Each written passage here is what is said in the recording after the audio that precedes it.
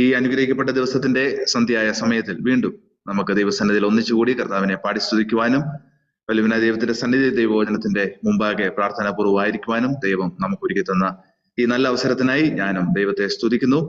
വലുവിന ദൈവം നമ്മളെ കരുതി എന്നതിനാൽ ഈ പുതിയ ദിനവും കാണുവാനും ഈ ദിനത്തിന്റെ അവസാന നിമിഷങ്ങൾ വരെയും എത്തുവാനും നമുക്ക് സാധിച്ചു. ദൈവത്തിന്റെ അളവറ്റ കൃപയ്ക്കായി നമുക്ക് ദൈവത്തെ സ്തുതിക്കാം. കടന്നു വന്ന എല്ലാവർക്കും കർത്താവ് യേശുക്രിസ്തുവിന്റെ നിസ്തുല്യ നാമത്തിലുള്ള സ്നേഹവന്ദനം പ്രാരംഭമായിട്ട് തന്നെ അറിയിക്കുകയാണ്. ഈ അനുഗ്രഹിക്കപ്പെട്ട യോഗം നിയന്ത്രിക്കുന്ന കർത്താവിന്റെ ശ്രേഷ്ഠദാസൻ, ഒപ്പം തന്നെ ഗാനങ്ങൾ ആലപിച്ച് അനുഗ്രഹിക്കപ്പെട്ട ഗാനം പാടി നമ്മളെ കർത്താവിൽ സന്തോഷിപ്പിച്ച പ്രിയ സഹോദരൻ സഹോദരി, ഈ മീറ്റിംഗിൽ പങ്കെടുക്കുവാൻ വ്യത്യസ്തമായ സ്ഥലങ്ങളിൽ നിന്നും ജോയിൻ ചെയ്തിരിക്കുന്ന എല്ലാ പ്രിയപ്പെട്ടവർക്കും കർത്താവ് യേശുക്രിസ്തുവിന്റെ നാമത്തിലുള്ള സ്നേഹവന്ദനം പ്രാരംഭമായിട്ട് അറിയിക്കുന്നു. സുവിശേഷൻ ബാലസംഘം പത്തനംതിട്ട സെന്റർ ക്രമീകരിച്ചിരിക്കുന്ന ഈ അനുഗ്രഹിക്കപ്പെട്ട വചന പഠനത്തിന്റെ 19ാമത്തെ എപ്പിസോഡിന്റെ 3ാമത്തെ ക്ലാസ്സിലേക്ക് നാം എത്തിയിരിക്കുമ്പോൾ വളരെ പ്രാർത്ഥനാപൂർവം ഇന്ന് നമുക്ക് ദൈവം തരുവാനായിട്ട് പോകുന്ന പാഠങ്ങളിലേക്ക് നമ്മുടെ ശ്രദ്ധയെ നമുക്ക് കൊണ്ടുവരാം. കഴിഞ്ഞ 2 ക്ലാസ്സുകളിലുമായി നാം ശ്രദ്ധിച്ചുകൊണ്ടിരുന്ന വിഷയം എന്ന് പറയുന്നത് ക്രിസ്തുവിന്റെ മനസ്സ് അന്നും ഇന്നും എന്നുള്ള വിഷയത്തെ ആസ്പദമാക്കിയുള്ള ലളിതമായ എളിയ പഠനമാണ് നമുക്ക് നടത്തുവാനായിട്ട് കഴിഞ്ഞത്. കഴിഞ്ഞ ക്ലാസ്സുകളിൽ പ്രാർത്ഥനാപൂർവ്വം പങ്കെടുക്കുകയും ഈ ക്ലാസ് എടുക്കുവാൻ എന്നെ പ്രാപ്തനാക്കേണ്ടതിന് ദൈവകരങ്ങളിൽ എന്നെ ഭരമേൽപ്പിക്കുകയും ചെയ്ത എല്ലാ ദൈവമക്കളോടുമുള്ള നന്ദിയെ അറിയിച്ചുകൊണ്ട് ഇന്ന് നമുക്ക് ദൈവം തരുവാനായിട്ട് പോകുന്ന ക്ലാസ്സിലേക്ക് നമുക്ക് നമ്മുടെ ശ്രദ്ധയെ കൊണ്ടുവരാം. നമ്മുടെ മനസ്സ് എന്ന് പറയുന്നത് നാം ഓർത്തുപോലെ തന്നെ വളരെ സന്തുലിതമായ, വളരെ സങ്കോചമായ ഒരു സംഗതി തന്നെയാണ്. അത് പലതരത്തിലുള്ള നമ്മുടെ വികാരങ്ങളുടെയും അടിമയാണ്, അല്ലെങ്കിൽ വികാരങ്ങളുടെ ഉറവിടമാണ്. അപ്പോൾ ആ മനസ്സിനെ നമ്മൾ നിയന്ത്രിക്കുന്നത് നമ്മുടെ കർത്താവിൽ ആശ്രയിച്ചായിരിക്കണം. നമ്മുടെ കർത്താവിൽ ആശ്രയിച്ച് നാം നമ്മുടെ മനസ്സിനെ നിയന്ത്രിക്കുമ്പോൾ, ഈ വ്യത്യസ്തമായ സാഹചര്യങ്ങളിൽ, ഈ ലോക സാഹചര്യങ്ങളിൽ നാം ജീവിക്കുമ്പോൾ നമ്മുടെ ആത്മീയവും ഭൗതികവും ഒപ്പം തന്നെ വ്യക്തിപരമായ ജീവിതം അത് എത്രത്തോളം നന്നായിട്ട് ക്രമീകരിക്കുവാൻ നമുക്ക് കഴിയുന്നുവോ അത്രത്തോളം വിജയകരമായ ഒരു ക്രിസ്തീയ ജീവിതം നമുക്ക് ഈ ഭൂമിയിൽ കാഴ്ചവെക്കുവാനായിട്ട് കഴിയും എന്നുള്ളത് നമുക്ക് ചിന്തിക്കുവാനായിട്ട് കഴിഞ്ഞു. 1 കൊരിന്ത്യർ 2-ാം അധ്യായം 16-ാം വാക്യത്തിന്റെ അടിസ്ഥാനത്തിലാണ് നമുക്ക് ഈ ക്ലാസ്സുകൾ മുന്നോട്ട് പോകുവാനായിട്ട് ഇടയായി തീർന്നിരിക്കുന്നത്. നമുക്ക് ക്രിസ്തുവിന്റെ മനസ്സാണുള്ളത്, നാമോ ക്രിസ്തുവിന്റെ മനസ്സുള്ളവരാകുന്നു എന്ന അപ്പോസ്തലനായ പൗലോസ് പറഞ്ഞ വാക്യത്തിൽ നിന്നാണ് നമുക്ക് ആരംഭിക്കുവാനായിട്ട് കഴിഞ്ഞത്. നമുക്ക് ക്രിസ്തുവിന്റെ മനസ്സാണ് എന്നതിനാൽ ആ ക്രിസ്തുവിന്റെ മനസ്സ് നമ്മുടെ ആത്മീയ ജീവിതത്തിന്റെ വ്യത്യസ്തമായ തലങ്ങളിൽ പ്രതിഫലിക്കപ്പെടണം എന്നുള്ളതാണ് നമുക്ക് കഴിഞ്ഞ ക്ലാസ്സുകളിൽ ചിന്തിക്കുവാനായിട്ട് കഴിഞ്ഞത്. നാം ക്രിസ്തുവിന്റെ മനസ്സുള്ളവരാകിയാൽ ആ ക്രിസ്തുവിന്റെ മനസ്സിൽ അധിഷ്ഠിതമായിട്ടുള്ള പ്രവൃത്തികൾ നമ്മളിൽ ഉണ്ടാകണം. അതായത് ഈ ഭൂമിയിൽ നാം ജീവിക്കുമ്പോൾ നമ്മൾ കാണുകയും കേൾക്കുകയും ചെയ്യുന്ന പലതരത്തിലുള്ള ആശയങ്ങൾ നമ്മുടെ മനസ്സിലേക്ക് കടന്നു കൂടിയിട്ട് അതിനെ നാം വെളിയിലേക്ക് പ്രകടിപ്പിക്കുമ്പോൾ അത് ക്രിസ്തുവിന്റെ മനസ്സ് ഉള്ളവരായ നാം ആ മനസ്സിൽ ഫിൽട്ടർ ചെയ്തിട്ട് ഒരു ക്രിസ്ത്യാനിക്ക് അനുയോജ്യമായ നിലയിൽ നമ്മുടെ ആത്മീയ ജീവിതത്തിൽ പ്രതിഫലിക്കപ്പെടേണ്ടത് വളരെ അത്യാവശ്യമായ കാര്യമാണ്. നാം ക്രിസ്തുവിന്റെ മനസ്സുള്ളവരാണ്. എന്നാൽ ക്രിസ്തുവിന്റെ മനസ്സിൽ ആശ്രയിക്കാതെ നാം ജീവിക്കുമ്പോൾ നമുക്കിടയിൽ പിണക്കങ്ങളും വഴക്കുകളും വിഭാഗീയതയും ഒക്കെ ഉണ്ടാകുമെന്ന് കൊരിന്ത്യർക്ക് എഴുതിയ ലേഖനം 1-ാം അധ്യായത്തിന്റെ 1-ാം ലേഖനം 1-ാം അധ്യായത്തിന്റെ അടിസ്ഥാനത്തിൽ നമുക്ക് ചിന്തിക്കാനായിട്ട് കഴിഞ്ഞു. വിഭാഗീയതയും പിണക്കും ഒക്കെ സ്വാഭാവികമാണ്. എന്നാൽ ക്രിസ്തുവിന്റെ മനസ്സുള്ളവരായ നമുക്ക് അത് ക്ഷമിക്കുവാനും പൊറുക്കുവാനും അതിനെ അതിജീവിച്ച് പ്രശ്നങ്ങൾ പരിഹരിച്ച് മുന്നോട്ട് പോകുവാനും കഴിയുമെന്നുള്ളത് പൗലോസിന്റെയും ബർണ്ണബാസിന്റെയും ജീവിതത്തിന്റെ ഉദാഹരണം എടുത്ത് നമുക്ക് ചിന്തിക്കുവാനായിട്ട് കഴിഞ്ഞല്ലോ. അത് മാത്രമല്ല, ക്രിസ്തുവിന്റെ മനസ്സുള്ളവരായ നാം നമ്മുടെ ജീവിതത്തിൽ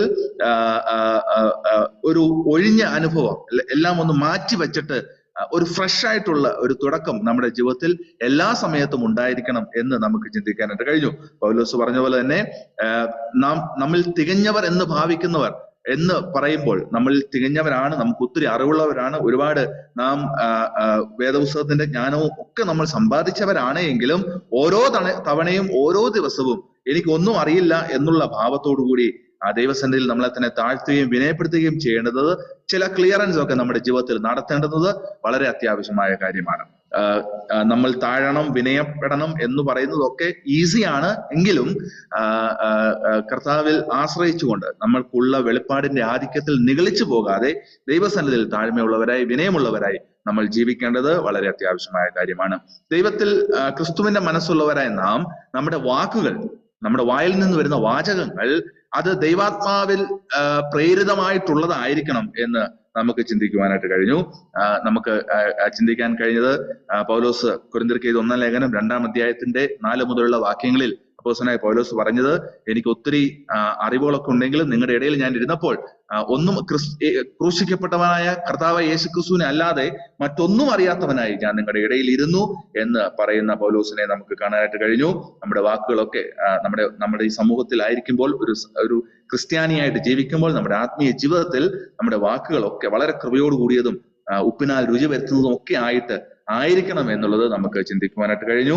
നമ്മളുടെ പ്രസംഗങ്ങൾ, നമ്മൾ പ്രസംഗിക്കുന്ന കാര്യങ്ങൾ അത് ദൈവാത്മ പ്രേരിതമായിട്ട് ആയിരിക്കണം. നമ്മൾക്ക് താഴ്മയും വിനയവും ഒക്കെ ഉള്ളവരായിരിക്കണം. നമ്മൾ പ്രതിവാദങ്ങൾ പറയുമ്പോൾ വളരെ സൗമ്യതയോടുള്ളതായിരിക്കണം. അങ്ങനെ നമ്മുടെ ആത്മീയ ജീവിതത്തിൽ ഈ കാര്യങ്ങൾ, നമ്മുടെ വാക്കുകളും ജീവിതവും ഒക്കെ വളരെ ശക്തമായ നിലയിൽ ദൈവസന്നിധിയിൽ ക്രമീകരിക്കപ്പെട്ടവരായിട്ട് തീർക്കണം എന്നുള്ളതാണ് കഴിഞ്ഞ ആഴ്ച വരെയുള്ള ക്ലാസ്സുകളിൽ നമുക്ക് ചിന്തിക്കുവാനായിട്ട് കഴിഞ്ഞത്. ഇന്ന് നാം ചിന്തിക്കാനായിട്ട് പോകുന്ന വിഷയം എന്ന് പറയുന്നത് ക്രിസ്തുവിന്റെ മനസ്സുള്ളവരായ നമ്മളുടെ സാമൂഹിക ജീവിതം ഏതു വിധമായിരിക്കണം എന്നുള്ളതാണ്. കഴിഞ്ഞ ആഴ്ച വരെ നമ്മൾ ആത്മീയ ജീവിതത്തെ പറ്റിയാണ് ചിന്തിച്ചത്. പ്രത്യേകിച്ച് നമ്മുടെ സഭാ ജീവിതത്തിൽ, നമ്മുടെ സഭാ അന്തരീക്ഷത്തിൽ നാം ആയിരിക്കുമ്പോൾ നമ്മുടെ ക്രിസ്ത്യ ജീവിതം ഏതു വിധമായിരിക്കണം എന്നുള്ളതാണ് നമുക്ക് ചിന്തിക്കുവാനായിട്ട് കഴിഞ്ഞത്. ഇന്നത്തെ ക്ലാസ്സിൽ നാം ചിന്തിക്കുന്നത് ഒരു സാമൂഹിക ജീവിയായി, ഒരു ക്രിസ്ത്യാനിയായി ഈ സമൂഹത്തിൽ ഞാൻ ജീവിക്കുമ്പോൾ ആ ക്രിസ്തുവിന്റെ മനസ്സ് എന്റെ സാമൂഹിക ഇടപെടലുകളിൽ, ഈ സമൂഹത്തിലെ ഒരു വ്യക്തിയായിട്ട് ഞാൻ ജീവിക്കുമ്പോൾ അത് കൃത്യമായ നിലയിൽ പ്രതിഫലിക്കപ്പെടണം എന്നുള്ളത് വലിയവനായ ദൈവം നമ്മളിൽ നിന്നും ആഗ്രഹിക്കുന്ന കാര്യമാണ്. പ്രാർത്ഥനാപൂർവം നമുക്ക് ഇന്നത്തെ ഈ ക്ലാസ്സിലേക്ക് നിങ്ങളുടെ ശ്രദ്ധയെ കൊണ്ടുവരണം എന്ന് ഞാൻ അഭ്യർത്ഥിക്കുകയാണ്. അതിന് മുമ്പായിട്ട് കഴിഞ്ഞ ആഴ്ച ഒരു പക്ഷെങ്കിൽ ഒരു കൺഫ്യൂഷൻ ഉണ്ടായത്, ഒരു ആശയക്കുഴപ്പം ഉണ്ടായത് ഒന്ന് പരിഹരിച്ച് മുന്നോട്ട് പോകണം എന്ന് ഞാൻ ആഗ്രഹിക്കുകയാണ്. കഴിഞ്ഞ ആഴ്ച ക്ലാസ്സിനെ പറ്റി ഞാൻ വീണ്ടും ഒന്ന് റിഫ്ലക്ട് ചെയ്തപ്പോൾ ഒരു പക്ഷെ അത് പലർക്കും ഒരു കൺഫ്യൂഷൻ ഉണ്ടാക്കി എന്നുള്ള ധാരണ എനിക്കുള്ളത് കൊണ്ട് ഞാനത് പറയുകയാണ്. ഞാൻ ഈ ദൈവവചന ശുശ്രൂഷയെ പറ്റി സംസാരിച്ചപ്പോൾ, അല്ലെങ്കിൽ നമ്മുടെ ശുശ്രൂഷകൾ ദൈവാത്മ പ്രേരിതമായിരിക്കണം എന്ന് പറഞ്ഞപ്പോൾ ആത്മാവിലും ശക്തിയിലുമുള്ള ദൈവവചന പ്രഘോഷണം എന്ന വിഷയത്തെ നമുക്കൊന്ന് പരിചയപ്പെടാനായിട്ട് കഴിഞ്ഞല്ലോ. അപ്പോൾ ശക്തിയിൽ പ്രസംഗിക്കുന്ന, അല്ലെങ്കിൽ ഫയറി പ്രീച്ച് മെസ്സേജസ് എന്ന് പറയുമ്പോൾ ശക്തിയിൽ പ്രസംഗിക്കുന്നത് മാത്രമല്ല പ്രസംഗം എന്ന് ഞാൻ പറയാനുള്ളതിന്റെ കാരണം, യുവാക്കളെ ഒക്കെ ദൈവവചനം ശുശ്രൂഷയ്ക്കായിട്ട് നമ്മൾ പ്രോത്സാഹിപ്പിക്കുമ്പോൾ അവര് സാധാരണ പറയുന്ന ഒരു കാര്യമാണ്, എനിക്ക് നിങ്ങളെ പോലെ ശക്തമായി പ്രസംഗിക്കാൻ ഒന്നും അറിയത്തില്ല എന്ന് അവര് സാധാരണ പറയുന്ന കാര്യമാണ്. അപ്പോൾ ഞാൻ അവർക്ക് കൊടുക്കുന്ന മറുപടി എന്ന് പറയുന്നത്, ഈ ശക്തമായിട്ട് പ്രസംഗിച്ചാൽ മാത്രമേ പ്രസംഗമാകൂ എന്ന് നിർബന്ധമില്ല. ശക്തമായിട്ട് പ്രസംഗിക്കാൻ കഴിവുള്ളവർ ശക്തമായിട്ടും വാക്ചാതുര്യത്തോടും സാഹിത്യങ്ങളൊക്കെ നിറച്ച് ശുദ്ധമായ മലയാള ഭാഷയിലൊക്കെ അതിന് കഴിവുള്ളവർ അങ്ങനെ ചെയ്യട്ടെ. നമ്മളാൽ കഴിയുന്ന വിധത്തിൽ, അല്ലെങ്കിൽ നിങ്ങളാൽ കഴിയുന്ന വിധത്തിൽ നിങ്ങൾ സംസാരിക്കുക. അത് ശക്തിയില്ലെങ്കിലും ദൈവം തരുന്ന വാക്കുകൾ, വാചകങ്ങൾ, വചനങ്ങൾ ദൈവനാമ മഹത്വത്തിനായിട്ട്, ദൈവജനത്തിന്റെ പ്രയോജനത്തിനായിട്ട് നിങ്ങൾ ഉപയോഗിക്കണം എന്ന് ഞാൻ സാധാരണ അവരോട് പറയാറുണ്ട്. അപ്പൊ അതിനെ കേന്ദ്രീകരിച്ചാണ് ഞാൻ ആ ഒരു ആശയം അന്നേരം പറഞ്ഞത് എന്ന് വീണ്ടും ഒരു പ്രാവശ്യം കൂടി ഓർപ്പിക്കുകയാണ്. അപ്പോൾ സമൂഹം എന്ന് പറയുന്നതിന്റെ പൊതുവായ കാഴ്ചപ്പാട് എന്ന് പറയുന്നത്, society is a community of individuals that shares a common culture or interest. അതായത് പൊതുവായ സംസ്കാരങ്ങളും താല്പര്യവും ഉള്ളവർ ഒന്നിച്ച് താമസിക്കുന്നതിനെയാണ് ഒരു സമൂഹം അല്ലെങ്കിൽ ഒരു കമ്മ്യൂണിറ്റി എന്ന് പറയുന്നത് എന്നുള്ളതാണ് ഒരു കാലഘട്ടം വരെയുള്ള സൊസൈറ്റിയുടെ ഐഡിയ എന്ന് പറയുന്നത്. അതായത് ഒരേ ഭാഷ സംസാരിക്കുന്നവർ, ഒരേ മതവിശ്വാസങ്ങളുള്ളവർ, ഒരേ താല്പര്യങ്ങളുള്ളവർ, ഒരേപോലുള്ള കൾച്ചറുകൾ അല്ലെങ്കിൽ ഒരേപോലുള്ള സംസ്കാരങ്ങളുള്ളവർ, അവരായിരുന്നു ഒരു കാലഘട്ടം വരെ ഒരു സമൂഹത്തിൽ വസിച്ചിരുന്നത്, അല്ലെങ്കിൽ അവരായിരുന്നു ഒരു കാലഘട്ടം വരെ കൂട്ടമായിട്ട് താമസിച്ചിരുന്നവർ. അതായിരുന്നു ഒരു കാലഘട്ടം വരെ അങ്ങനെയായിരുന്നു. ഒരേ സഭാവിശ്വാസമുള്ളവർ അല്ലെങ്കിൽ ഒരേ ക്രിസ്ത്യാനികളെല്ലാം ഒരു ഭാഗത്ത് താമസിക്കുന്നു, മുസ്ലിങ്ങൾ മറ്റൊരു ഭാഗത്ത് താമസിക്കുന്നു, ഹൈന്ദവരായ പ്രിയപ്പെട്ടവർ മറ്റൊരു മേഖലയിൽ താമസിക്കുന്നു. അങ്ങനെ വിശ്വാസത്തിന്റെയും സംസ്കാരത്തിന്റെയും ഭാഷയുടെയും ഒക്കെ അടിസ്ഥാനപ്പെട്ടായിരുന്നു ഒരു കാലഘട്ടം വരെ സോഷ്യൽ ലൈഫ് ഈ ലോകത്ത് മുന്നോട്ട് പൊയ്ക്കൊണ്ടിരുന്നത്, പ്രത്യേകിച്ച് ഇന്ത്യയിൽ മുന്നോട്ട് പൊയ്ക്കൊണ്ടിരുന്നത്. എന്നാൽ കാലം മാറിയപ്പോൾ, പ്രത്യേകിച്ച് ഇന്നത്തെ സാഹചര്യത്തിലേക്ക് വന്നപ്പോൾ, നാം ആയിരിക്കുന്ന സമൂഹം എന്ന് പറയുന്നത് വൈഡ് വെറൈറ്റീസ് ഓഫ് പീപ്പിൾ ഉള്ളവരാണ്. അതായത് വ്യത്യസ്തമായ സ്വഭാവവും വ്യത്യസ്തമായ സംസ്കാരവും വ്യത്യസ്തമായ ഭാഷകളും വ്യത്യസ്തമായ അറിവുകളും വ്യത്യസ്തമായ താല്പര്യമുള്ളവരുടെ മിക്സഡ് ആയിട്ടുള്ള ഒരു സഹജീവനമാണ് ഇന്ന് സമൂഹത്തിൽ കണ്ടുവരുന്നത്. ഇന്നിപ്പോ നമ്മുടെ ചുറ്റുപാട് ഒന്ന് നോക്കി, ഞാനിപ്പോൾ ആയിരിക്കുന്ന തിരുവല്ല എന്ന പ്രദേശത്താണ്. ഈ തിരുവല്ലയിൽ നോക്കിക്കഴിഞ്ഞാൽ പല ഭാഷ സംസാരിക്കുന്നവർ, ഇവിടുന്ന് തൊട്ടടുത്ത് പായിപ്പാടി ചെന്ന് കഴിഞ്ഞാൽ നമ്മൾ തെറ്റിദ്ധരിക്കപ്പെടും എന്ന് പലരും പറയുന്നത്. നമ്മൾ നോർത്ത് ഇന്ത്യയിൽ എവിടെയോ ചെന്ന് പെട്ടതായിട്ട് നമ്മൾ തെറ്റിദ്ധരിക്കപ്പെട്ടു പോകും. കാരണം അതുപോലെ അതിഥി തൊഴിലാളികൾ വന്ന് താമസിക്കുന്ന പ്രദേശത്താണ് കേരളം ഇന്നായി തീർന്നിരിക്കുന്നത്. പല തരത്തിലുള്ള സഭാവിശ്വാസികളുണ്ട്. ക്രിസ്ത്യാനികൾ തന്നെ പലതരത്തിലുള്ള സഭാവിശ്വാസികൾ നമ്മുടെ വീടിന് ചുറ്റുപാടും നമ്മുടെ ആയിരിക്കുന്ന പഞ്ചായത്തിലും മുനിസിപ്പാലിറ്റിയിലും ഒക്കെ ഉണ്ട്. പല ഭാഷകൾ സംസാരിക്കുന്നവരുണ്ട്, പല കൾച്ചർ ഉള്ളവരുണ്ട്, അല്ലെ? ഒരേ കൾച്ചർ അല്ല. എനിക്കുള്ള കൾച്ചറോ അല്ലെങ്കിൽ നമുക്കുള്ള കൾച്ചറോ ആയിരിക്കില്ല മറ്റുള്ളവരുടെ സംസ്കാരം എന്ന് പറയുന്നത്. എനിക്കുള്ള താല്പര്യങ്ങളായിരിക്കില്ല എന്റെ ചുറ്റുപാടും താമസിക്കുന്ന മറ്റുള്ളവരുടെ താല്പര്യം എന്ന് പറയുന്നത്. അങ്ങനെ വ്യത്യസ്തമായ സഭാവിശ്വാസികളും വ്യത്യസ്തമായ മതവിശ്വാസവും വ്യത്യസ്തമായ താല്പര്യങ്ങളും വ്യത്യസ്തമായ ഭാഷകളും എന്ന് വേണ്ട ഒരുപാട് വ്യത്യസ്തതകൾ നിറഞ്ഞ, ഒരുപാട് പ്രത്യേകതകൾ നിറഞ്ഞ, ഒരുപാട് വ്യത്യസ്തമായ കാഴ്ചപ്പാടുകൾ നിറഞ്ഞ ഒരു വലിയ സമൂഹത്തിലാണ് ഇന്ന് നാം ഓരോരുത്തരും ജീവിക്കുന്നത്. അപ്പം കാലം വളരെ വ്യത്യസ്തമാണ്. കാലം വളരെ വ്യത്യസ്തമാണ്. ഒരു കാലത്തുണ്ടായിരുന്ന രീതി അല്ല ഈ ഒരു കാലഘട്ടത്തിൽ നമുക്ക് കാണുവാനായിട്ട് കഴിയുന്നത്. അങ്ങനെയുള്ള ഒരു സമൂഹത്തിൽ, എങ്ങനെയുള്ള സമൂഹത്തിൽ പലതരത്തിലുള്ള സ്വഭാവ സവിശേഷതകൾ നിറഞ്ഞ സാമൂഹിക ജീവികളുടെ മധ്യത്തിൽ ഒരു ക്രിസ്ത്യാനിയായിട്ട് ഞാൻ ജീവിക്കുമ്പോൾ എന്റെ ജീവിതം എങ്ങനെയുള്ളതായിരിക്കണം? എന്റെ ജീവിതം ക്രിസ്തുവിന്റെ മനസ്സിനെ പ്രതിഫലിപ്പിക്കുന്ന ജീവിതമായി മാറേണ്ടത് വളരെ അത്യാവശ്യമായ കാര്യമാണ്. അപ്പം ഈ ഒരു സമൂഹത്തിന്റെ മധ്യത്തിൽ ഒരു ക്രൈസ്തവ വിശ്വാസിയായി ഞാൻ ജീവിക്കുമ്പോൾ, ഒരു ക്രിസ്ത്യാനിയായിട്ട് ഞാൻ ജീവിക്കുമ്പോൾ എന്നെയും ഈ സമൂഹത്തിലുള്ള മറ്റുള്ളവരെയും, അതായത് എന്റെ ചുറ്റുപാടും ജീവിക്കുന്ന, എന്നെ കാണുന്ന, എന്നെ നോക്കുന്ന, എന്റെ ജീവിതത്തെ പഠിക്കുന്ന, മനസ്സിലാക്കുന്ന വ്യക്തിത്വങ്ങളുടെ മധ്യത്തിൽ ഒരു ക്രൈസ്തവനായിട്ട് ഞാൻ ജീവിക്കുമ്പോൾ, ഞാൻ എടുത്തു പറയട്ടെ, ഒരു രക്ഷിക്കപ്പെട്ട ദൈവ പൈതലായിട്ട് ഞാൻ ജീവിക്കുമ്പോൾ എന്റെ ജീവിതത്തെ അവരുടെ ജീവിതത്തിൽ നിന്നും വ്യത്യസ്തമാക്കേണ്ടുന്നത് എന്താണ്? ഈ ക്രിസ്തുവിന്റെ മനസ്സ് എന്റെ സാമൂഹിക ജീവിതത്തിൽ വെളിപ്പെട്ട് വ്യക്തമായ നിലയിൽ വരേണ്ടത് വളരെ അത്യാവശ്യമായ കാര്യമാണ്. ഇല്ലെങ്കിൽ ഞാനും അവരും തമ്മിൽ എന്തില്ല? വ്യത്യാസമില്ല. ഒരുപക്ഷെ എന്റെ ചുറ്റുപാടും ഒരുപാട് ക്രിസ്ത്യാനികൾ കാണും. നമ്മൾ വിളിക്കുന്ന പോലെ നാമധേയ ക്രിസ്ത്യാനികൾ ഒരുപാട് നമ്മുടെ ചുറ്റുപാടും കാണും. ആ നാമധേയ ക്രിസ്ത്യാനിയുടെ മധ്യത്തിൽ, അല്ലെങ്കിൽ അങ്ങനെയുള്ള ക്രിസ്തു വിശ്വാസി എന്ന് പേർ പറയുന്നുവെങ്കിലും അവരിൽ നിന്നും എന്നെ വ്യത്യസ്തനാക്കുന്ന വിഷയം എന്താണ്? എനിക്ക് എന്തുണ്ട്? എനിക്ക് ക്രിസ്തുവിന്റെ മനസ്സുണ്ട് എന്നുള്ളതാണ്. അതായത് എന്റെ സാമൂഹിക ജീവിതത്തിൽ, എന്റെ സാമൂഹിക ഇടപെടലുകളിൽ വിശ്വാസികളും അവിശ്വാസികളും, ക്രൈസ്തവരും അക്രൈസ്തവരും, വിദ്യാഭ്യാസമുള്ളവരും വിദ്യാഭ്യാസം കുറഞ്ഞവരും, വ്യത്യസ്ത സംസ്കാരമുള്ളവർ, ഭാഷയുള്ളവർ, താല്പര്യങ്ങളുള്ളവർ, അവരുടെ ഒക്കെ മധ്യത്തിൽ ഞാനെന്ന വ്യക്തിത്വം ജീവിക്കുമ്പോൾ, ഞാനൊരു ദൈവ പൈതലായിട്ട് ജീവിക്കുമ്പോൾ, ഞാനൊരു ക്രിസ്തു വിശ്വാസിയായിട്ട് ജീവിക്കുമ്പോൾ ക്രിസ്തുവിന്റെ മനസ്സ് എന്റെ സാമൂഹിക ജീവിതത്തിൽ എന്നിലൂടെ പ്രതിഫലിക്കപ്പെട്ടില്ല എങ്കിൽ എന്റെ സാമൂഹിക ജീവിതത്തിൽ ക്രിസ്തുവിനെ വെളിപ്പെടുത്തുന്നതിൽ ഞാൻ പരാജയപ്പെട്ടു പോവുകയും ഞാൻ ക്രിസ്തു വിശ്വാസിയായ ഞാനും ദൈവ പൈതലായ ഞാനും എന്റെ ചുറ്റുപാടുമുള്ള മറ്റുള്ളവരും തമ്മിൽ എന്തില്ല? ഒരു വ്യത്യാസവും ഇല്ല എന്ന് നമുക്ക് കാണാനായിട്ട് കഴിയും.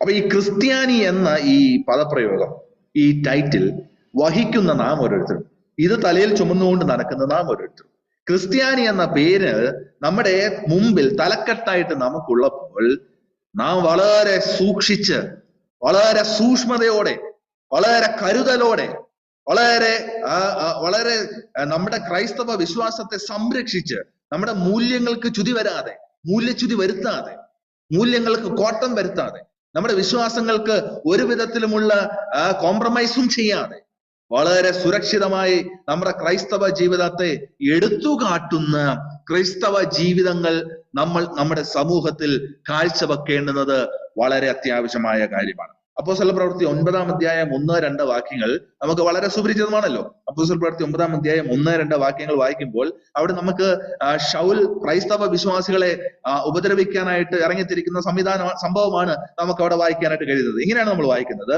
ശൗൽ കർത്താവിന്റെ ശിഷ്യന്മാരുടെ നേരെ ഭീഷണിയും കൊലയും നിശ്വസിച്ചുകൊണ്ട് മഹാപുരോഹിതന്റെ അടുക്കൽ ചെന്നു.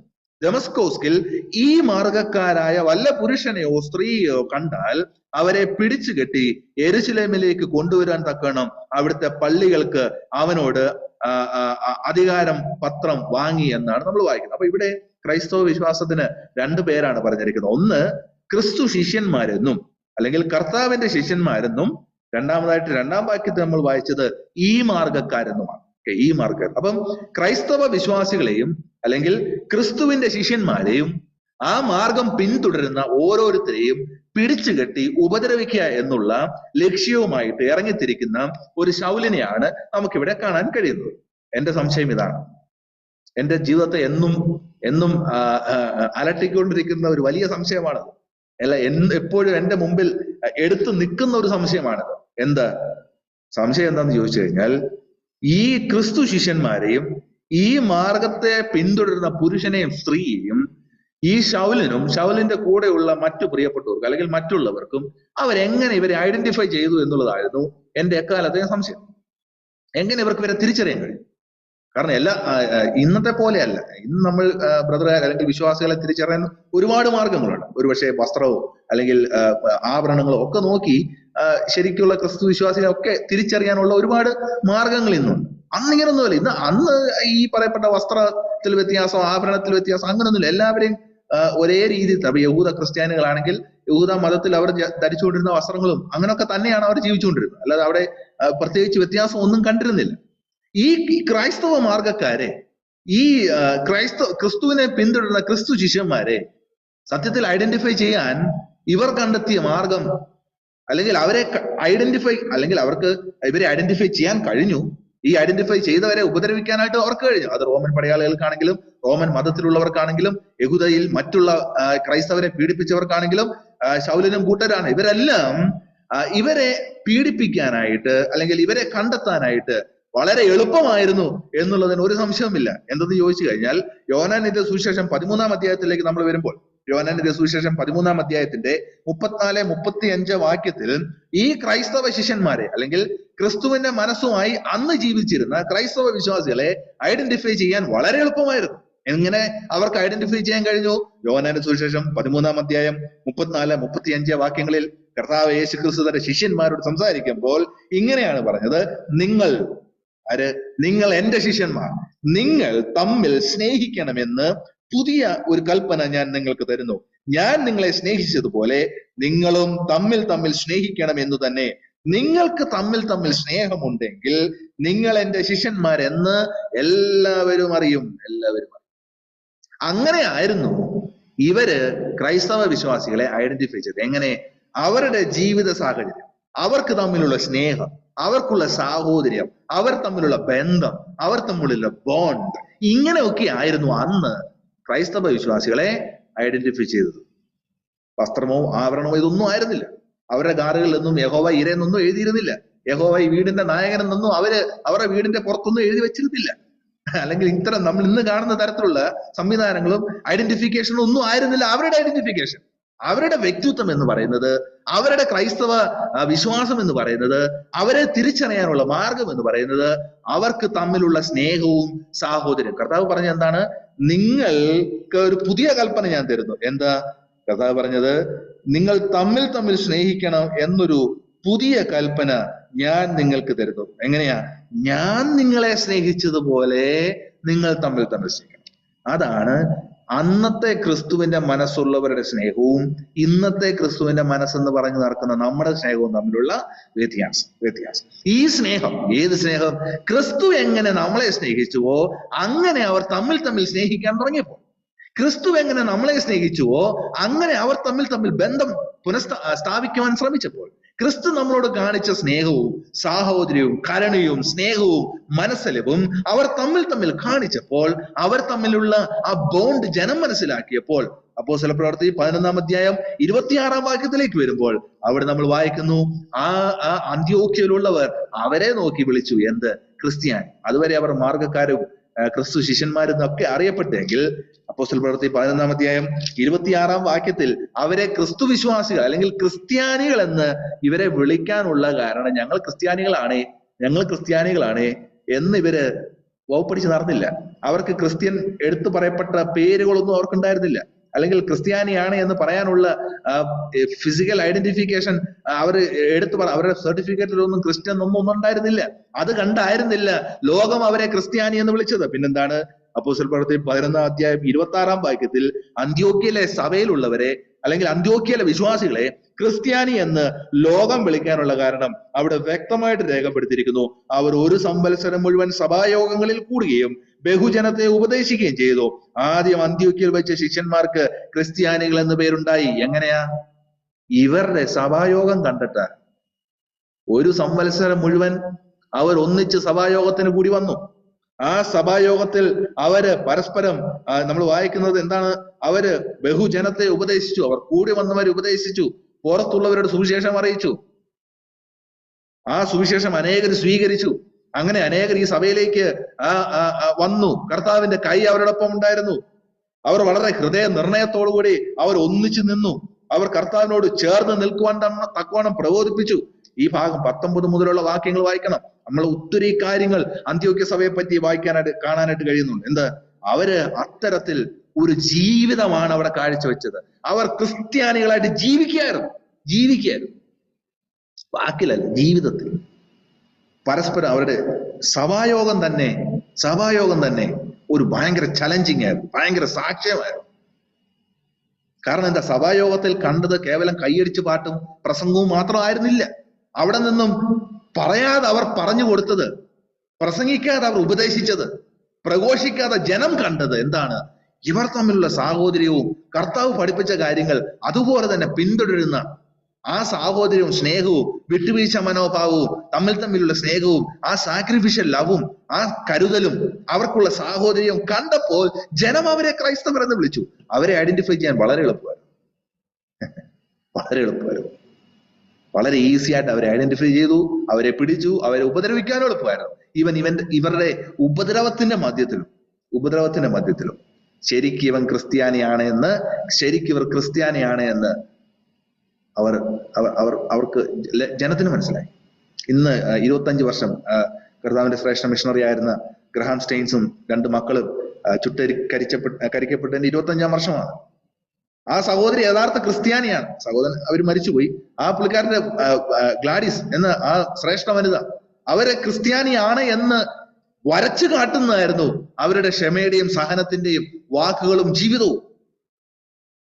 അത് കണ്ടിട്ട് ഈ കൊന്ന വ്യക്തി പോലും കർത്താവിനെ സ്വീകരിക്കാൻ ഇടയായെങ്കിൽ, ഒരു മനുഷ്യര് പോലും പിന്നീട് ഒരു പക്ഷേ അദ്ദേഹത്തിന്റെ സുവിശേഷം പറഞ്ഞില്ലെങ്കിലും ഇവരുടെ സ്നേഹവും ത്യാഗവും സഹിഷ്ണുതയും ജനത്തോടുള്ള അവരുടെ കമ്മിറ്റ്മെന്റും കണ്ടിട്ട് അത്തരം വലിയ കൊലപാതകം ചെയ്ത മനുഷ്യന് പോലും മനസ്താപം ഉണ്ടായെങ്കിൽ, മാനസാന്തരം ഉണ്ടായെങ്കിൽ, അദ്ദേഹം പോലും രക്ഷിക്കപ്പെട്ടുവെങ്കിൽ അതാണ് ക്രിസ്തീയ ജീവിതം എന്ന് പറയുന്നത്. അതായിരുന്നു ക്രിസ്തുവിന്റെ മനസ്സെന്ന് പറയുന്നത്.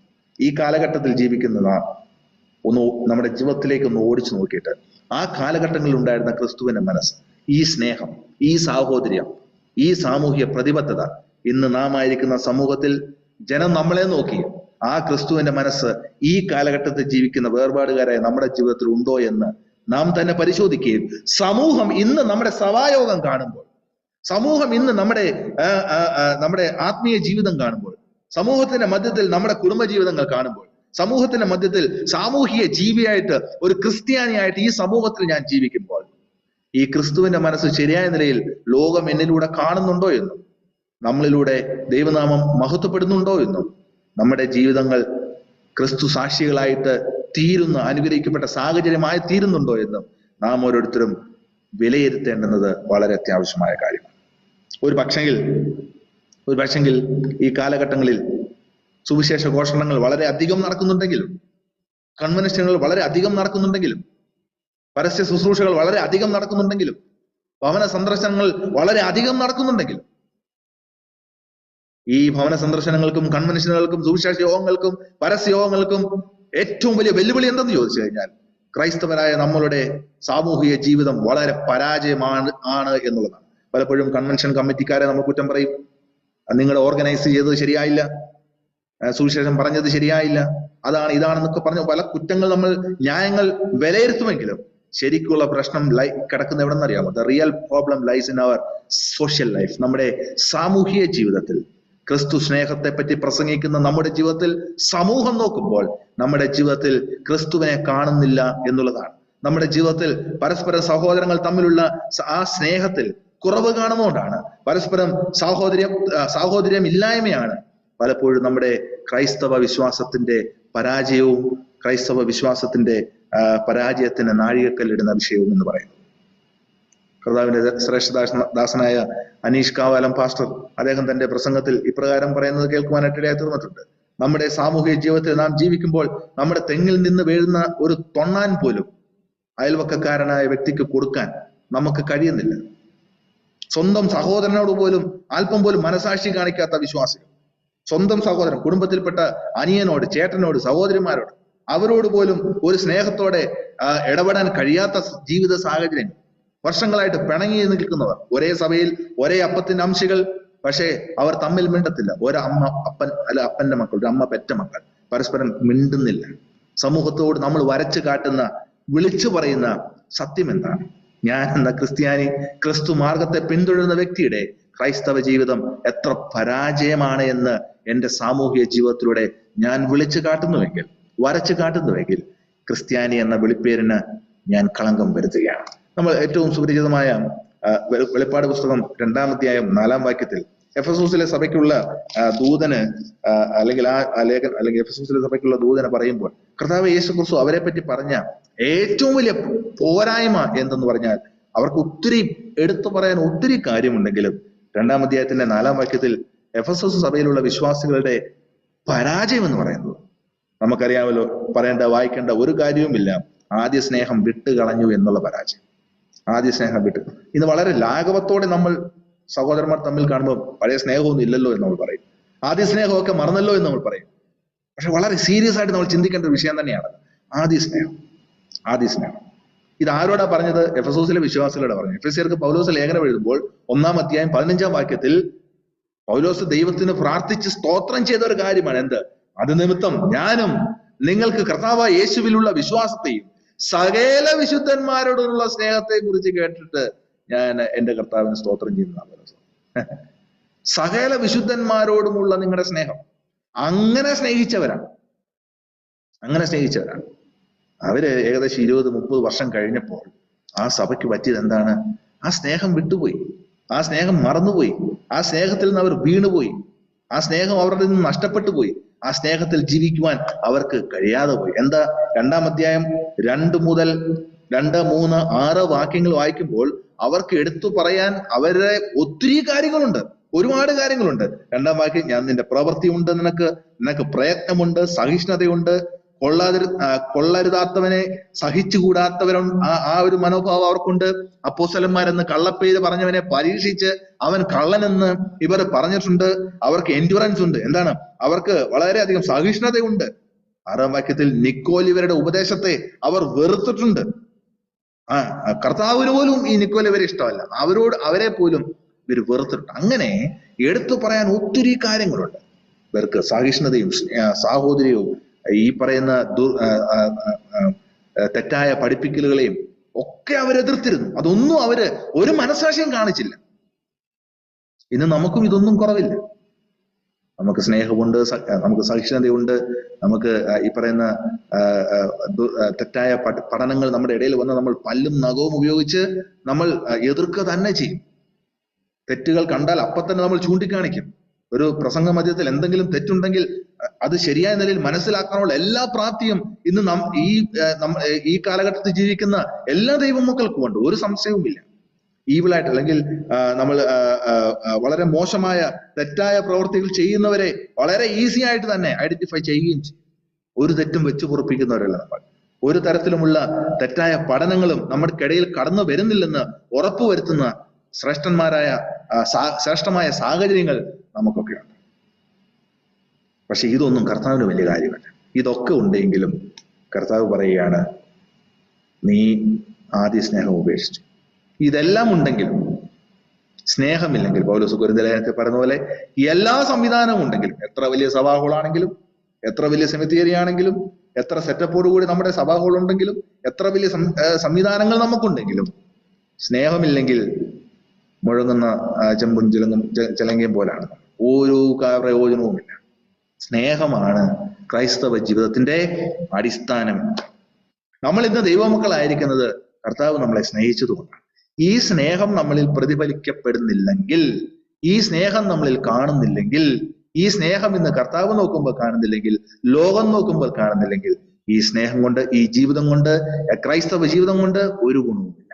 ആ കാലത്തെ ക്രിസ്തുവിന്റെ മനസ്സും അവർക്കുണ്ടായിരുന്ന ആ ജീവിത സാഹചര്യവും ഈ കാലഘട്ടത്തിൽ നമ്മളുടെ ജീവിത സാഹചര്യവും നമുക്കുള്ള ക്രിസ്തുവിന്റെ മനസ്സും തമ്മിലുള്ള വ്യത്യാസം എന്ന് പറയുന്നത്, അവർക്കെല്ലാം ഉണ്ടായിരുന്നു, സ്നേഹവും ഉണ്ടായിരുന്നു. ഇന്ന് നമുക്കെല്ലാം ഉണ്ട്, പലപ്പോഴും സ്നേഹം നമ്മളിൽ കുറയുന്ന. 2 അധ്യായം 5-ാം വാക്യത്തിൽ വെളിപ്പാട് പുസ്തകത്തിൽ കർത്താവ് ഈ സഭയോട് പറയുന്നത് ഇങ്ങനെയാണ്: നീ ഏതിൽ നിന്ന് വീണു എന്ന് ഓർത്ത് മാനസാന്തരപ്പെട്ട് ആദ്യത്തെ പ്രവൃത്തി ചെയ്യണം. നീ ഏതിൽ നിന്ന് വീണു എന്ന് നീ നോക്കണം. അത് നോക്കുമ്പോൾ നിനക്ക് മാനസാന്തരം ഉണ്ടാകും. ആ മാനസാന്തരം ഉണ്ടായി കഴിയുമ്പോൾ ആദ്യത്തെ പ്രവൃത്തി ഏതാ? ആ സ്നേഹത്തിന്റെ പ്രവൃത്തി, സ്നേഹത്തിൽ ഊന്നിയുള്ള പ്രവൃത്തി, സ്നേഹം പ്രതിഫലിപ്പിക്കപ്പെടുന്ന പ്രവൃത്തി ആദ്യം ചെയ്യണം. അപ്പം ഈ repentance is always followed by the reformation എന്നാണ്. അതായത് നമ്മുടെ മാനസാന്തരം എപ്പോഴും നവോത്ഥാനങ്ങൾ കൊണ്ടുവരും. നമ്മൾ തെറ്റുകൾ മനസ്സിലാക്കുമ്പോൾ, നമ്മൾ തെറ്റുകളെ ഏറ്റുപറയുമ്പോൾ, തെറ്റുകളെ ഉപേക്ഷിക്കുവാനായിട്ട് നമ്മൾ സന്നദ്ധരാകുമ്പോൾ, പരസ്പരം ക്ഷമിക്കാനും പൊറുക്കാനും ഒക്കെ നാം ഓരോരുത്തരും തയ്യാറാകുമ്പോൾ വലിയ മാറ്റങ്ങൾ ഉണ്ടാകും. നമ്മുടെ വ്യക്തിപരമായ ജീവിതത്തിൽ ഒത്തിരി മാറ്റങ്ങൾ ഉണ്ടാകും. കാരണം ആ മറ്റുള്ളവരോടുള്ള ദേഷ്യവും പകയും ഒക്കെ നമ്മൾ ഈ തലയിൽ സൂക്ഷിച്ചുകൊണ്ട് നടന്നാൽ, ഈ കെറിവും പിണക്കവും ഒക്കെ വെച്ച്, ഈ വിഭാഗീയതയൊക്കെ വെച്ചുകൊണ്ട് ഞാൻ ജീവിക്കാൻ ശ്രമിച്ചാണല്ലോ, അതെന്റെ മുഖത്ത് കാണാൻ പറ്റും. വലിഞ്ഞു മുറുകിയ മോഹമായി എനിക്കുണ്ട്. എനിക്ക് പുഞ്ചിരിക്കാൻ പറ്റത്തില്ല, നമുക്ക് ചിരിക്കാൻ പറ്റത്തില്ല. ഇത് എല്ലാവരും ഒരു കാര്യം ഓർക്കണം. അടുത്ത ഞായറാഴ്ച ആരാധനയോഗത്തിൽ എല്ലാവരും മുഖത്തോട്ട് നോക്കണം. അത് നമ്മൾ തന്നെ നോക്കുക. മൊബൈൽ ഫോണൊക്കെ ഉണ്ടല്ലോ, സെൽഫി ക്യാമറ ഒക്കെ വെച്ച് നമ്മുടെ തന്നെ മുഖം എങ്ങനെ ഉണ്ടെന്ന് നോക്കുക. പ്രത്യേകിച്ച് മുൻപന്തിയിൽ ഇരിക്കുന്ന ഉത്തരവാദിത്തപ്പെട്ടവർ, മൂപ്പന്മാർ, സുവിശേഷകന്മാർ, നമ്മൾ ഒരു കാര്യം ഓർക്കണം. നമ്മൾ ഈ വലിഞ്ഞു മുറുകി പിണക്കവും ഒക്കെ ആയിട്ട് ഈ ദേഷ്യവും ഈ പകയെല്ലാം കൂടെ മുറുകി എല്ലാവരോടുള്ള ഈ ദേഷ്യവും വിദ്വേഷവും ഒക്കെ മനസ്സിൽ കുറിച്ച് ഈ വലിഞ്ഞു മുറുകിയിരുന്ന ഫ്രണ്ടിൽ ഇങ്ങനെ ഇരിക്കുമ്പോൾ, ഇവിടെ നമ്മുടെ മുന്നിൽ കുറെ വിശ്വാസികളുണ്ട്, ആരാധിക്കാൻ വന്നവർ അല്ലെങ്കിൽ സഭായോഗത്തിൽ പങ്കെടുക്കാൻ മതി. ഇവർ നമ്മുടെ മുഖം കാണുമ്പോൾ അവരാകെ നെഗറ്റീവാണ് ഉണ്ടാകുക. ഈ ഉത്തരവാദിത്തപ്പെട്ട ഒരു ഫ്രണ്ടിൽ ഇരിക്കുന്നവർ ദൈവജനത്തെ നോക്കുമ്പോൾ അവിടെയും കുറച്ചുപേര് പിണങ്ങിയിരിക്കുന്നു, ഇവിടെയും കുറച്ചുപേര് മുഖം വീർപ്പിച്ചിരിക്കുന്നു, വലിഞ്ഞു മുറുകിയിരിക്കുന്നു. അങ്ങനത്തെയാണെങ്കിൽ ടോട്ടലി നമുക്കൊരു നെഗറ്റീവ് എനർജി ഉണ്ട്. ടോട്ടലി എല്ലാം നമുക്കൊന്ന് കർത്താവിനെ ശരിയായ നിലയിൽ ആരാധിക്കാൻ പറ്റാത്ത സാഹചര്യം ഉണ്ട്. അല്ലെ, നിങ്ങൾ പരിശോധിച്ച് നോക്കും, എത്ര പേരുടെ മുഖത്ത് സന്തോഷം കാണാൻ പറ്റും? ആരാധിക്കാൻ വന്നവരാണല്ലേ, കർത്താവ് ദൈവസഭയിൽ സഭായോഗത്തിന് പങ്കെടുക്കാൻ വന്നവരാണ്. നമ്മളിങ്ങനെ ഈ പിണക്കവും കെറിവും വിഭാഗിതയും ഒക്കെ വെച്ച് പുലർത്തിയാൽ നമ്മുടെ മുഖത്തിൽ അത് കാണാൻ കഴിയും. ശരിയായ നിലയിൽ നമുക്ക് ഷെയ്ക്കാൻഡ് കൊടുക്കാൻ പറ്റുന്നത് പല ഇങ്ങനെ ഒരു വിരൽ ഇങ്ങനെ മുട്ടിച്ചു കൊടുക്കും. കയ്യിൽ പല സാധനങ്ങൾ വരും. ഈ വലത്തെ കയ്യിൽ കാറിന്റെ കീ കാണും, ഗ്ലാസിന്റെ കവർ കാണും. ഇതെല്ലാം വെച്ചുകൊണ്ട് ഇങ്ങനെ കൊടുക്കും. ഒന്നും ശരിയായ നിലയിൽ കൈ കൊടുക്കാൻ പോലും പലരും തയ്യാറല്ല. സഹോദരിയൊക്കെ പോയി, എന്തിനോ ആർക്കൊക്കെ വേണ്ടി വരുന്നു, കൂടുന്നു, ആലോചിക്കുന്നു, പ്രാർത്ഥിക്കുന്നു, പോകുന്നു. നീ എവിടെ നിന്ന് വീണെന്ന് നോക്കിയിട്ട് ഈ സ്നേഹം നമ്മളിൽ ഇല്ലെങ്കിൽ ഒരു കാര്യം ഓർക്കണം. ഇതൊക്കെ കാണുന്ന, നമ്മുടെ ആരാധന നോക്കുന്ന, ആരാധന വീക്ഷിക്കുന്ന, നമ്മളുടെ ദൈനംദിന ജീവിതത്തെ വാച്ച് ചെയ്യുന്ന ഒരു സമൂഹം പുറത്ത് നിൽപ്പുണ്ട് എന്ന് നാം ഓരോരുത്തരും ഓർക്കണം. ക്രിസ്തുവിന്റെ സ്നേഹത്തെ പ്രഘോഷിക്കുന്ന വാക്യങ്ങളൊക്കെ നമ്മുടെ മതിലുകളിലുണ്ട്, നമ്മുടെ തലക്കെട്ടുകളിലുണ്ട്, നമ്മുടെ വാട്സപ്പിന്റെ പ്രൊഫൈൽ പിക്ചറിലൊക്കെ ഉണ്ടെങ്കിലും ഇത് നമ്മുടെ ജീവിതത്തിൽ കാണാൻ പറ്റുന്നില്ലെങ്കിൽ നമ്മുടെ സാമൂഹിക ജീവിതം, ഒരു ക്രൈസ്തവ വിശ്വാസിയായ എൻ്റെ സാമൂഹിക ജീവിതം വൻ പരാജയത്തിലേക്ക് പോകും. കർത്താവ് പറയാണ്, നീ എവിടെ നിന്ന് വീണു എന്ന് ഓർത്തിട്ട് മാനസാന്തരപ്പെട്ട് നിന്റെ ആദ്യ പ്രവൃത്തി ചെയ്യുക. അല്ലാതിരുന്നാൽ ഞാൻ വരികയും നീ മാനസാന്തരപ്പെടാതിരുന്നാൽ നിന്റെ നിലവിളക്ക് അതിന്റെ നിലയിൽ നിന്ന് നീക്കുകയും ചെയ്യും. കർത്താവ് പറഞ്ഞൊരു വാണിംഗ് ആണ്. നിലവിളക്ക് മാറ്റപ്പെടും. ഇന്ന് പല സ്ഥലങ്ങളിലും വെറും കെട്ടിടം മാത്രമേ ഉള്ളൂ, സഭയില്ല, കെട്ടിടം മാത്രമേ ഉള്ളൂ.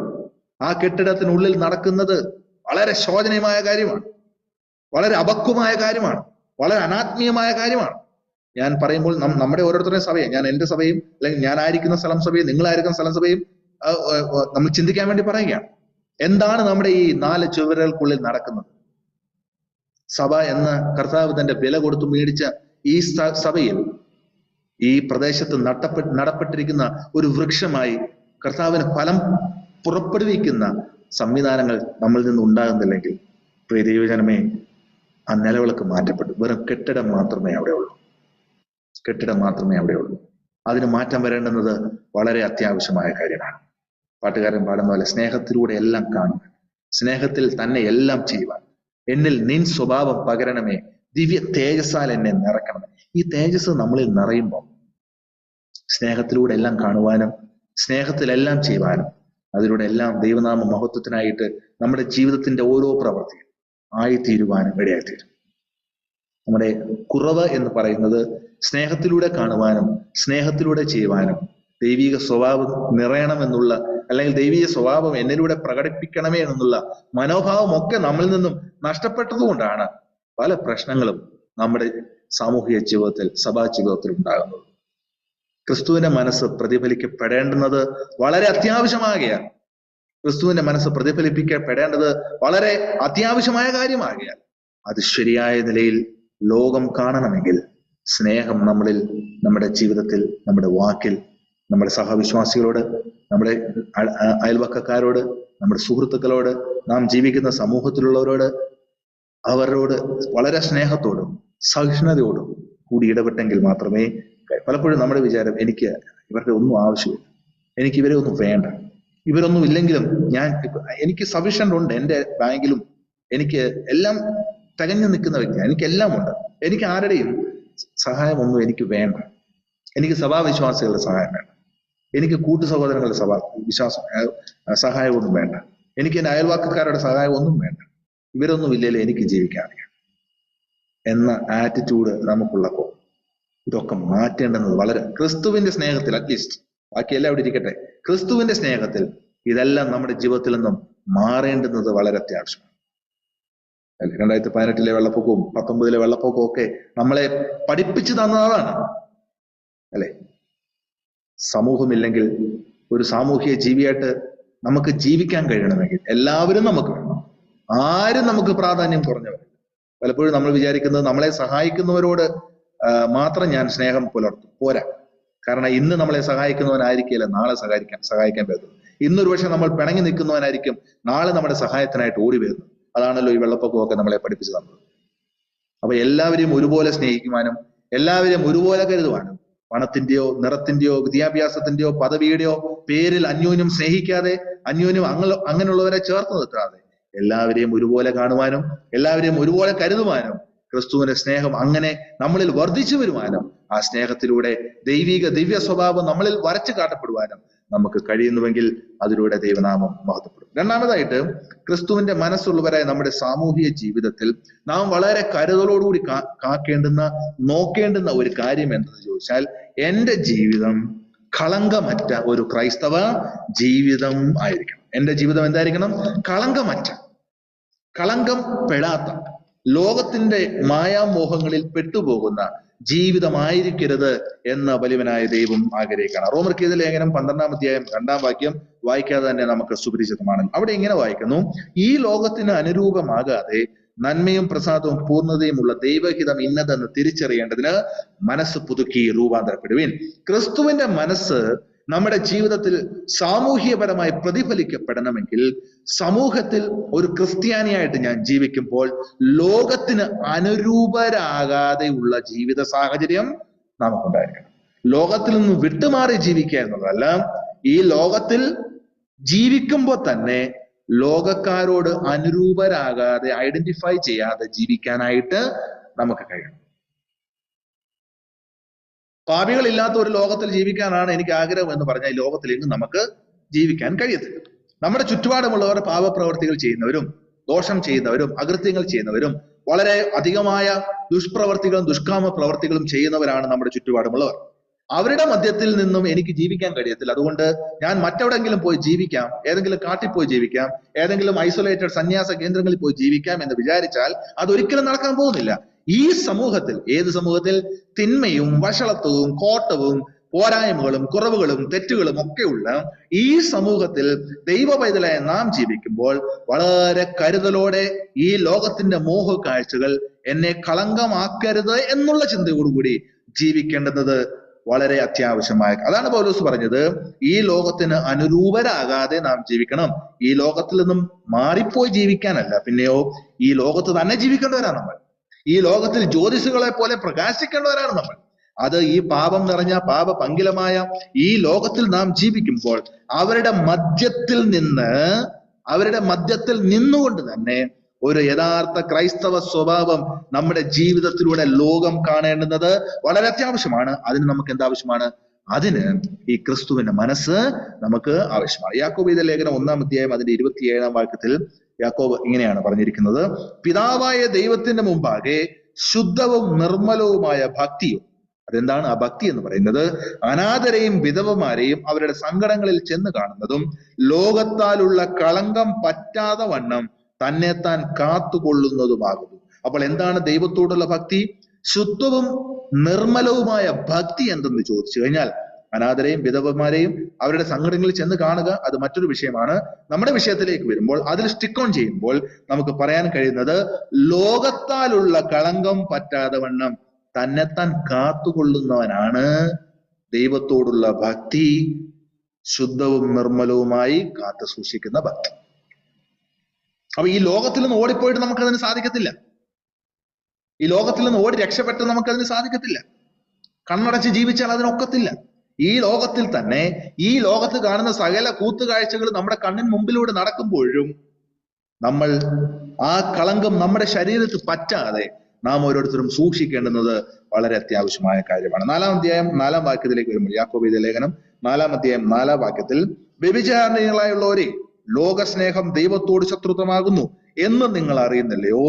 ആകയാൽ ലോകത്തിന്റെ സ്നേഹിതനാകുവാൻ ഇച്ഛിക്കുന്നവനെല്ലാം ദൈവത്തിന്റെ ശത്രുവായി തീരും. അപ്പൊ ലോകത്തിന്റെ മായാമോഹങ്ങൾ നമ്മളെ കടന്നു പിടിച്ചാൽ, ലോകത്തിന്റെ മോഹങ്ങളിൽ പെട്ട് ജീവിച്ചു പോയാൽ നാം ദൈവത്തിന് ശത്രുവായി തീരുന്ന അവസ്ഥയായി പോകും. അതുകൊണ്ട് ഒരു ക്രൈസ്തവ വിശ്വാസിയുടെ, ക്രിസ്തുവിന്റെ മനസ്സുള്ള ഒരു വിശ്വാസി ഈ ലോകത്ത് ജീവിക്കുമ്പോൾ അൺഡിഫൈൽഡ് ആയിരിക്കണം, കളങ്കമറ്റവരായിട്ടായിരിക്കണം ജീവിക്കേണ്ടത്. പ്രത്യേകിച്ച് യുവതലമുറകൾ വളരെയധികം സൂക്ഷ്മതയോടുകൂടി കൈകാര്യം ചെയ്യേണ്ട വിഷയമാണ്. നാം ഓരോരുത്തരും ഈ ലോകത്ത് ജീവിക്കുമ്പോൾ, നമ്മുടെ ഓഫീസുകളിൽ, നാം ജോലി ചെയ്യുന്ന സ്ഥലത്ത്, നമ്മൾ പഠന സാഹചര്യങ്ങളിലായിരിക്കുമ്പോൾ നമ്മൾ ഓരോരുത്തരും വളരെ കൃത്യമായി, വളരെ വ്യക്തമായി, വളരെ കരുതലോടുകൂടി ഓർക്കേണ്ടതിന് കാര്യം, ഞാനൊരു ക്രിസ്തു വിശ്വാസിയാണ്. ആകയാൽ എൻ്റെ ജീവിതത്തിൽ ഈ കളങ്കം വന്നു പിടിക്കാൻ ഇടയാകരുത്. ആ സമൂഹത്തിന് മുമ്പിൽ, എൻ്റെ ചുറ്റുപാടുമുള്ള എൻ്റെ സുഹൃത്തുക്കളുടെ മുമ്പിൽ, എൻ്റെ ചുറ്റുപാടുമുള്ള എൻ്റെ സഹപ്രവർത്തകരുടെ മുമ്പിൽ, എൻ്റെ കൂടെ പഠിക്കുന്നവരുടെ മുമ്പിൽ, എൻ്റെ അധ്യാപകരുടെ മുമ്പിൽ, എൻ്റെ ബോസിന്റെ മുമ്പിൽ, എൻ്റെ സമൂഹത്തിന് മുമ്പിൽ കളങ്കമില്ലാത്ത ഒരു ജീവിതം കാഴ്ചവെക്കുവാൻ എനിക്ക് കഴിയണം. അതിപ്പം കേരളത്തിൽ ജീവിച്ചാലും കൊള്ളാം, ചെന്നൈയിൽ ജീവിച്ചാലും കൊള്ളാം, സേലത്തിൽ ജീവിച്ചാലും കൊള്ളാം, കോയമ്പത്തൂരിൽ ജീവിച്ചാലും കൊള്ളാം, ബാംഗ്ലൂരിൽ ജീവിച്ചാലും കൊള്ളാം, ഡൽഹിയിലോ ബോംബെയിലോ ജീവിച്ചാലും കൊള്ളാം, യൂറോപ്പിൽ ജീവിച്ചാലും കൊള്ളാം, കാനഡയിൽ ജീവിച്ചാലും കൊള്ളാം, എവിടെ ജീവിച്ചാലും കൊള്ളാം. നാം ഏത് പ്രദേശത്താണെങ്കിലും എൻ്റെ അടുക്കൽ എൻ്റെ മൂപ്പന്മാരില്ല, എൻ്റെ സുവിശേഷകന്മാരില്ല, എൻ്റെ മാതാപിതാക്കളില്ല. ഐ ഹാവ് ഫുൾ ഫ്രീഡം, എല്ലാ സ്വാതന്ത്ര്യവും എനിക്കുണ്ട് എന്ന് ധരിച്ച് ലോകമോഹങ്ങളിൽ പെട്ടുപോകാനാണ് നമ്മൾ ശ്രമിക്കുന്നതെങ്കിൽ, വാസ്തവം പറഞ്ഞാൽ നമ്മൾ ദൈവത്തിന്റെ ശത്രുക്കളായി തീർന്നു. ക്രിസ്തുവിന്റെ മനസ്സ് പ്രതിഫലിക്കപ്പെടുവാൻ നമുക്ക് കഴിയുന്നില്ലെങ്കിൽ, നാം ആയിരിക്കുന്ന സാഹചര്യത്തിൽ, നാം ആയിരിക്കുന്ന മേഖലകളിൽ, നാം ജീവിക്കുന്ന ജീവിത സാഹചര്യങ്ങളിൽ ക്രിസ്തുവിന്റെ മനസ്സിൽ നിന്നും അകന്ന്, ക്രിസ്തുവിന്റെ മനസ്സിനെ മനഃപൂർവ്വം വേണ്ട എന്ന് വെച്ച്, നമ്മളിവിടെ വായിച്ചതുപോലെ തന്നെ ലോകസ്നേഹം, നമ്മൾ ലോകത്തിന്റെ സ്നേഹിതനാകുവാൻ ഇച്ഛിച്ചാൽ ദൈവത്തിന് ശത്രുവായി തീരുന്നു എന്നുള്ള പൂർണ്ണ ബോധ്യം നമുക്ക് ഓരോരുത്തർക്കും ഉണ്ടായിരിക്കണം. 12 വർഷം നമ്മൾ സൺഡേ സ്കൂൾ പഠിക്കുകയും 12 വർഷം നമ്മുടെ മാതാപിതാക്കളുടെ ശക്തമായ ട്രെയിനിങ്ങിൽ ജീവിക്കുകയും നമ്മുടെ സുവിശേഷകന്മാരും മൂപ്പന്മാരുടെയും സ്ഥിരമായിട്ടുള്ള ബൈബിൾ ക്ലാസ്സുകളൊക്കെ കേട്ട് നല്ല നിലയിൽ ബൈബിൾ പഠിച്ചിട്ട് തന്നെയാണ് കേരളത്തിൽ നിന്ന് നമ്മളൊക്കെയും മാറി മറ്റു സ്ഥലങ്ങളിൽ 12ാം ക്ലാസ് കഴിഞ്ഞ് പഠിക്കാനായിട്ട് പോകുന്നത്, അല്ലെ? അപ്പൊ ആ സാഹചര്യത്തിൽ നമ്മൾ അവിടെ ആയിരിക്കുമ്പോൾ നമ്മൾ എത്രത്തോളം കരുതലോടുകൂടി നമ്മൾ പഠിച്ച പാഠങ്ങൾ, നമ്മൾ നേടിയെടുത്ത നേട്ടങ്ങൾ, നമുക്കുള്ള ആത്മീയ മൂല്യങ്ങൾ നഷ്ടപ്പെട്ടു പോകാതെ, ഏത് സാഹചര്യത്തിൽ നമ്മളെ കാണാൻ ആരുമില്ലെങ്കിൽ പോലും ഞാൻ ദൈവത്തിന്റെ പൈതലാണ്, ക്രിസ്തുവിന്റെ മനസ്സാണ് എനിക്കുള്ളതെന്നുള്ള പൂർണ്ണ ബോധ്യം നമുക്ക് ഓരോരുത്തർക്കും ഉണ്ടായിരിക്കണം. യുവാക്കളായ എല്ലാ പ്രിയപ്പെട്ടവർക്കും അത് നിശ്ചയമായിട്ടുണ്ടായിരിക്കണം. നാം നമ്മുടെ സഹപ്രവർത്തകരോട് ഇടപെടുമ്പോൾ, നമ്മുടെ കൂടെ ജോലി ചെയ്യുന്നവരോട് നമ്മൾ സംസാരിക്കുമ്പോൾ, നമ്മുടെ കൂട്ടുകാരോടൊപ്പം ജീവിക്കുമ്പോൾ, ട്രിപ്പുകൾ പോകുമ്പോൾ, യാത്രകൾ ചെയ്യുമ്പോൾ, ടൂർ പോകുമ്പോൾ, രാത്രിയുടെ ഏകാന്ത യാമങ്ങൾ നമ്മൾ ചെലവിടുമ്പോൾ, നാം ഏത് സ്ഥലത്താണെങ്കിലും ഏത് സാഹചര്യത്തിലാണെങ്കിലും നമ്മൾ പഠിച്ചെടുത്ത മൂല്യങ്ങൾ, നമ്മളെ വിളിച്ച വിശുദ്ധനൊപ്പം വേണം, സുവിശേഷത്തിന് യോഗ്യമാം വേണം ജീവിക്കേണ്ടുന്നത് വളരെ അത്യാവശ്യം. ഈ ലോകത്തോട് അനുരൂപരാകുവാൻ ദൈവ പൈതലായി നമ്മൾ ഒരു വിധത്തിലും ശ്രമിക്കരുത് എന്നുള്ളത് നിശ്ചയമാണ്. ഞാൻ പറഞ്ഞല്ലോ, നമ്മൾ അറിയുന്ന പോലെ തന്നെ ഈ മോശം ചുറ്റുപാടിൽ നിന്ന് ഓടി രക്ഷപ്പെടാൻ നമുക്ക് കഴിയത്തില്ല. നമ്മുടെ സുഹൃത്തുക്കൾ എല്ലാവരും നല്ലവരാകണമെന്ന് ചിന്തിച്ചാൽ അത് നടക്കത്തില്ല. നമ്മൾ സാധാരണ പഠിക്കും, നല്ലവരെ തെരഞ്ഞെടുത്ത് നിന്റെ സുഹൃത്തുക്കളാക്കണം എന്ന് പറഞ്ഞാൽ ഈ കാലഘട്ടത്തിൽ നടക്കത്തില്ല. കാരണം എല്ലാവരും കഞ്ചാവും മദ്യവും ഒക്കെ അടിച്ച് ഒരു പക്ഷെങ്കിൽ മോശമായ സാഹചര്യത്തിൽ ജീവിക്കുന്നവരായിരിക്കും. നല്ലവൻ ആരെ എന്ന് ഐഡന്റിഫൈ ചെയ്യാൻ ഈ കാലഘട്ടത്തിൽ വളരെ ബുദ്ധിമുട്ടായിരിക്കും.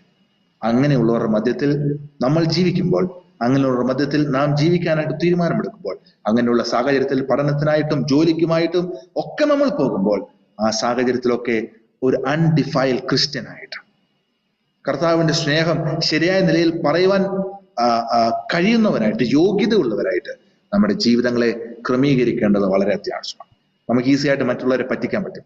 നമുക്ക് ഈസി ആയിട്ട് നമ്മുടെ മൂപ്പന്മാരെ കളിപ്പിക്കാൻ പറ്റും. നമുക്ക് ഈസി ആയിട്ട് നമ്മുടെ മാതാപിതാക്കളെ വഞ്ചിക്കാൻ സാധിക്കും. ഞാൻ അവിടെയും ഇവിടെയും എല്ലാം ഒരു നല്ല ക്രിസ്ത്യാനിയായിട്ടാണ്, ഒരു നല്ല വിശ്വാസിയായിട്ടാണ്, ഞാനൊരു നല്ല ആത്മീയനായിട്ടാണ് ജീവിക്കുന്നത് എന്ന് സാക്ഷ്യം പറയാൻ പറ്റും. പക്ഷെ സത്യാവസ്ഥ എന്തെന്നറിയുന്ന ദൈവം മാത്രമേ ഉള്ളൂ. മാതാപിതാക്കളെ ദയവായിട്ട് മനസ്സിലാക്കുക. നമ്മുടെ കുട്ടികളുടെ വാക്കുകൾ കേട്ട് എന്റെ മോൻ അല്ലെങ്കിൽ എന്റെ മോൾ, അവൻ അല്ലെങ്കിൽ അവൾ വളരെ പക്വതയുള്ള ക്രിസ്ത്യാനിയായിട്ട് ജീവിക്കുന്നു എന്നുള്ള തെറ്റിദ്ധാരണ ഒന്നും വെച്ച് പുലർത്തരുത്. അവർക്ക് വേണ്ടി പ്രാർത്ഥിക്കണം. അവർക്ക് വേണ്ടി പ്രാർത്ഥനയോടുകൂടി ദൈവസന്നിധിയിൽ ജാഗരിക്കണം. അവരുടെ സ്തോത്രം കേട്ട്, അവർ പറയുന്ന ധ്യാന ചിന്തകൾ കേട്ട്, അവർ പറയുന്ന ദൈവവചനം കേട്ട് അവരിപ്പോഴും നല്ല നിലയിൽ ആത്മീയനായിട്ട് ജീവിക്കുന്നു എന്നുള്ള തെറ്റിദ്ധാരണകളൊന്നും അവർക്ക് തെറ്റിപ്പോകുമെന്നല്ല. ജീവിക്കുന്ന സാഹചര്യം വളരെ മോശമാണ്, വളരെ മോശമാണ്. അവിടെ ലോകത്തിന് അനുരൂപരായി ജീവിക്കാനുള്ള എല്ലാ സാധ്യതയുമുണ്ട്. എന്റെ സമയം ഇവിടെ അവസാനിക്കുന്നു എന്നതിനാൽ ക്രിസ്തുവിന്റെ മനസ്സുള്ളവരായി നാം നമ്മുടെ സമൂഹത്തിൽ ജീവിക്കുമ്പോൾ അത് സ്നേഹത്തിലൂന്നിയുള്ള ജീവിതം നമ്മൾ കാഴ്ചവെക്കേണ്ടത് വളരെ അത്യാവശ്യമായ കാര്യമാണ്. മാത്രമല്ല, ക്രിസ്തുവിന്റെ മനസ്സിനുടമകളായ നാം ലോകമായ മോഹങ്ങൾ നമ്മുടെ ശരീരത്തിൽ പതിക്കാതെ, ലോകത്തിന് അനുരൂപരാകാതെ, ലോകത്തിനെ സ്നേഹിച്ച് ലോകത്തിന്റെ സ്നേഹിതനായി ദൈവത്തോട് ശത്രുതയുള്ളവരായിട്ട് ജീവിക്കാതെ നമ്മുടെ ജീവിതങ്ങളെ ക്രമീകരിച്ച് മുന്നോട്ട് പോകുവാൻ വലിയവനെ ദൈവം നമ്മളെ സഹായിക്കട്ടെ. ദൈവനാമം മാത്രം മഹത്വപ്പെടുമാറാകട്ടെ. ആമേൻ.